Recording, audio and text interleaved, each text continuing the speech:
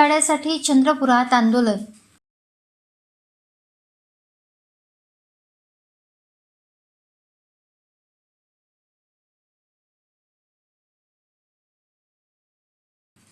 चंद्रपुरातील railway प्रवाशांच्या वाढत्या समस्या, अपुऱ्या गाडी सेवा आणि दुर्लक्षित मागण्यांच्या निषेधार्थ आज चंद्रपूर रेल प्रवासी संस्था आणि रेल्वे सेवा संस्था ज्येष्ठ नागरिक संघटना यांनी जिल्हाधिकारी कार्यालयासमोर आंदोलन छेडले।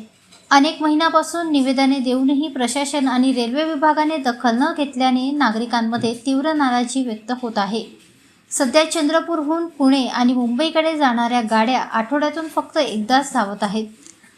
विद्यार्थ्यांचे शिक्षण, व्यापाऱ्यांचे व्यवहार आणि रुग्णांची ये-जा यावर मोठा परिणाम होत असल्याने या दोन्ही मार्गावरील गाड्या दररोज नियमित सुरू कराव्यात अशी प्रवाशांची मागणी आहे। तसेच चंद्रपूर कोलकाता दरम्यान थेट रेल्वे गाडी सुरू व्हावी अशी ही नागरिकांची दीर्घकालीन अपेक्षा अद्याप पूर्ण झालेली नाही। चंद्रपूर जिल्हा मध्य रेल्वेच्या मुख्य मार्गावर असूनही येथे मिळणाऱ्या सुविधा अत्यंत मर्यादित आहे।